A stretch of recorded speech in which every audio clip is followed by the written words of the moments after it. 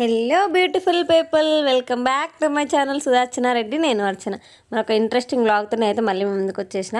మీరు కనుక నా ఛానల్ని చూడడం ఇదే ఫస్ట్ టైం అయితే ప్లీజ్ ఒక లైక్ వేసుకోండి. అండ్ మీ సలహాలు సూచనలు ఏమైనా ఉంటే కూడా కామెంట్ సెక్షన్లో రాసేసుకోండి. అండ్ సబ్స్క్రైబ్ చేయడం మాత్రం అస్సలు మర్చిపోకండి. బెల్ ఐకాన్ కూడా ఆల్లో పెట్టుకోండి. అప్పుడే నేను ఇలా వీడియో కానీ మీ వరకు నోటిఫికేషన్ వస్తుంది. అండ్ నన్ను ఇన్స్టాగ్రామ్లో ఫాలో అవ్వడం మాత్రం అస్సలు మర్చిపోకండి. అండ్ మేము మా పాపకి టీకా ఇప్పించడానికి మేము హాస్పిటల్కి వెళ్ళాం అనమాట. అండ్ టీకా గవర్నమెంట్లో ఇప్పిస్తారు కదా అక్క, మీరు ఎప్పుడైనా అని మీరు అనుకోవచ్చు. నేను లేట్గా రియలైజ్ అయింది ఏంటిది అంటే, యాక్చువల్లీ ఇది నాకు మా పెద్ద పాప అప్పుడైతే అసలు కొంచెం కూడా నాలెడ్జ్ లేదు దీని మీద.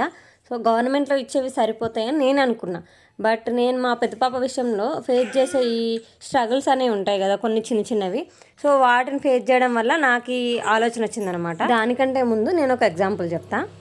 జనరల్గా మనకి ఎప్పుడైనా ఫీవర్ వచ్చిందనుకోండి ఏం చేస్తాం, నేనైతే నాకు వస్తే నేనేం చేస్తా చెప్తున్నా అంతే. సో నాకు వస్తే నేనేం చేస్తాను అంటే ఒక పారాసిటమాల్ గోళీ లేదంటే ఒక డోలో గోళీ తీసుకొచ్చుకొని వేసుకుంటా అంతే. ఏం హాస్పిటల్ పోను చూపెట్టుకొని అసలు ఏం చేయాలి. కోల్డ్ అయినా కూడా అంతే, ఏదైనా సిప్లా టాబ్లెట్ తెచ్చుకొని వేసేసుకుంటా అంతే, తగ్గిపోతుంది.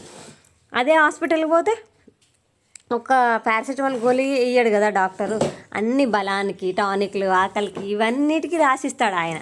సో అవన్నీ అవసరమా అంటే అవసరం అనుకుంటే అవసరం, అవసరం లేదనుకుంటే అవసరం లేదు అంతే. బట్ ఆయన ఒక్కటి తగ్గిపోయేది ఇవ్వచ్చు కదా, వాళ్ళు ఇయ్యరు వాళ్ళు అట్లా. సో గవర్నమెంట్లో ఇచ్చే టీకాలు కూడా అంతే.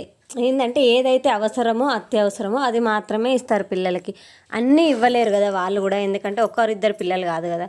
సో స్టేట్లో ఇంతమందికి ఇవ్వాలి కాబట్టి వాళ్ళు కూడా ఏవైతే అవసరం పిల్లలకు ఖచ్చితంగా అవసరం ఉన్నాయో వాళ్ళు ఇస్తారు. కొన్ని మినిమమ్వి వాళ్ళు ఇయ్యారనమాట. అట్లాంటివి మనం బయట ఇప్పించుకోవాలి.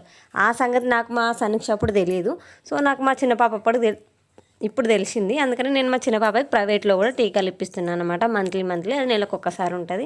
ఈ టీకాల వల్ల అంటే ప్రైవేట్లో ఇప్పించుకునే టీకాల వల్ల ఏమైనా యూజ్ ఉంటుందా అని డౌట్ మీకు రావచ్చు. ఖచ్చితంగా ఉంటుంది.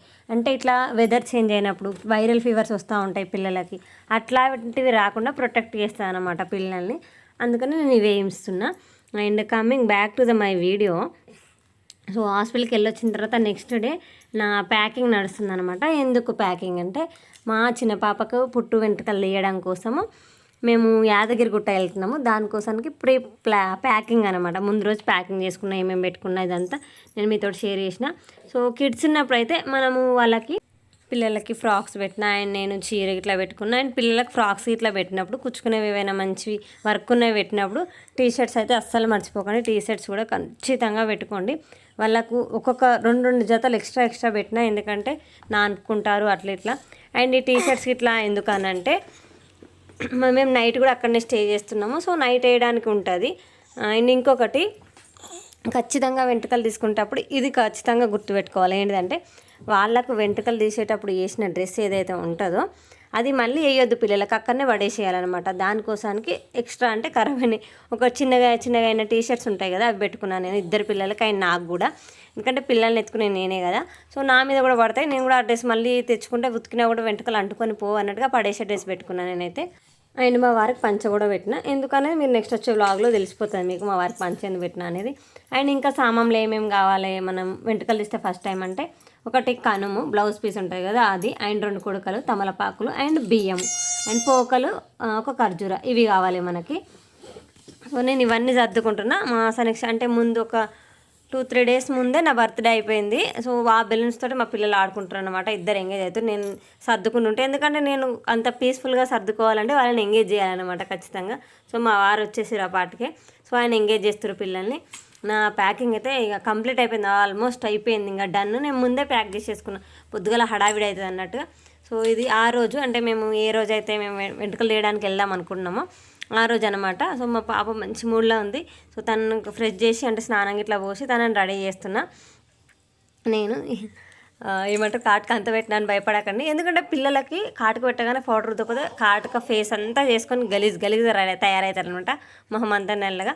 సో నేను ఎందుకు మా పాపని రెడీ చేసి ఫొటోస్ దించిన అంటే, గుండె అయిపోతుంది కదా మా మేడం, గుండు మేడం అయిపోతుంది. ఇప్పుడు వెంట్రుకలు ఉండేవి కదా, అండ్ తర్వాత వెంట్రుకలు వస్తాయి అనుకోండి. బట్ ఇంత చిన్నప్పుడు ఉన్నంత క్యూట్గా తర్వాత ఉంటుందా చెప్పండి, ఉండదు కదా. సో అందుకనే మా బంగారు తల్లి మొహానికి చిన్న 2 పిలకలు వేసి మంచి ఒక పాపడ్ బిల్ పెట్టేసి మంచిగా రెడీ చేసిన నేను. యాక్చువల్లీ ఈ ఫ్రాక్స్ క్రెడిట్స్ అయితే మా ఫ్రెండ్కి ఇస్తాను నేను. సో తనే కుట్టింది, దేవి అని నా ఫ్రెండ్. మీరు నా వరలక్ష్మి వ్రతం వీడియో చూసింటే మీకు తెలిసి ఉంటుంది. సో తను దేవి కుట్టించింది మా పిల్లలకి ఫ్రాక్స్.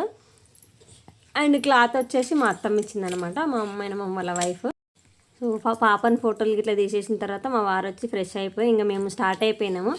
వీఆర్ గోయింగ్ అనమాట. యాక్చువల్లీ అయితే తమ్ముడు కార్ తీసుకొని ఇక్కడికి వస్తా అన్నాడు, బట్ సడన్గా వర్షం పడుతుంది. మళ్ళీ మా తమ్ముడు నేను ఈ వర్షంలో ట్రాఫిక్లో అక్కడికి వచ్చి ఆ ఏరియాలో ఇరుక్కపోతే మాది ట్రాఫిక్ ఏరియా అనమాట. సో అక్కడ ఇరుక్కపోతే రాలేము, మీరే నేను కారు ఉన్న లొకేషన్ పెడితే అక్కడికి రండి, ఆటో బుక్ చేసుకొని ఆటోలో రండి అని చెప్తే యాక్చువల్లీ క్యాబ్ బుక్ చేసిన మా ఆయన వర్షం పడుతుందేమో. ఎన్నిసార్లు బుక్ చేసినా ఎన్నిసార్లు క్యాన్సిల్ అయిందంటే నాకైతే చికాకు వచ్చింది. అన్నిసార్లు క్యాన్సిల్ అయింది క్యాబ్. ఇక క్యాబ్ వద్దు ఏమొద్దు, ఏది బుక్ అయితే అది చెయ్యని చెప్పగానే ఇంకా ఆటో క్యాబ్ 2 బుక్ చేసిండు. సో క్యాబ్ క్యాన్సిల్ అయ్యి ఆటో బుక్ అయింది.